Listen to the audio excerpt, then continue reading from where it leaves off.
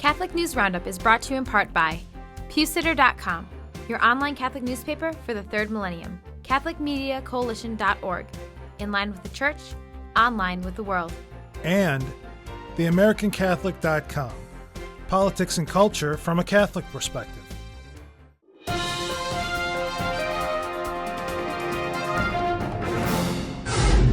Hello and welcome to today's edition of Catholic News Roundup. I'm Simon Rafe. Muslims march on Washington.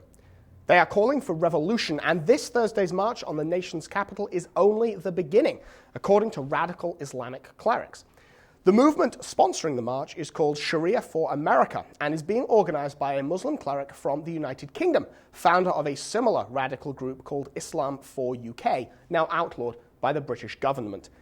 In a recent statement, organizers of the Washington, D.C. march said, "We hereby call upon the Muslims in the U.S., particularly in New York, Michigan, Chicago, and Washington, D.C., to take lessons from their Muslim brothers and sisters in North Africa and the Middle East and rise to implement the Sharia in America."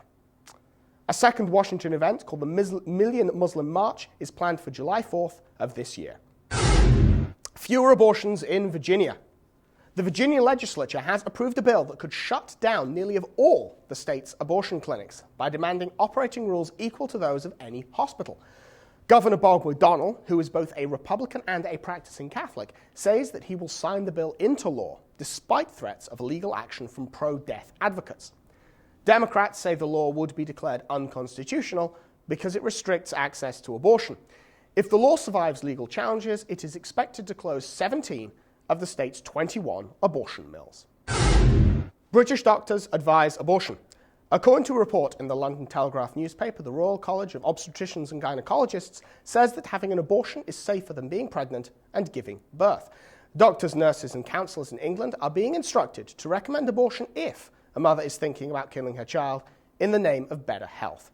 The instruction given by the Royal College also includes an opinion that few women suffer any kind of psychological harm when choosing abortion, and that there was little proof that abortion triggers a negative response. British pro-life advocates are calling the guidance document of health professionals a blatant attempt to force an absurdly liberal agenda. Stay with us, we'll be back in just a few seconds.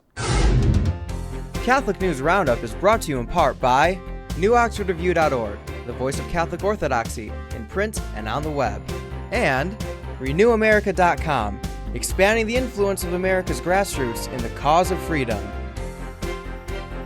CatholicUnderground.com, the podcast about our Catholic faith and new media. Campaign to defund Planned Parenthood. A pro-life organization is hitting the road and the airwaves to help defund the mammoth U.S. abortion industry. The Susan B. Anthony List, a national pro-life group, is launching the Women Speaking Out campaign, consisting of a 14-stop tour of the country and a $200,000 advertising campaign. The series of radio and television advertisements are designed to thank members of Congress who have defended women and taxpayers of all ages by voting to support the Pence Amendment, which will eventually defund Planned Parenthood. And finally, Vatican going digital. Benedict XVI says that the Church needs to develop new language to preach the gospel when using new and emerging forms of media.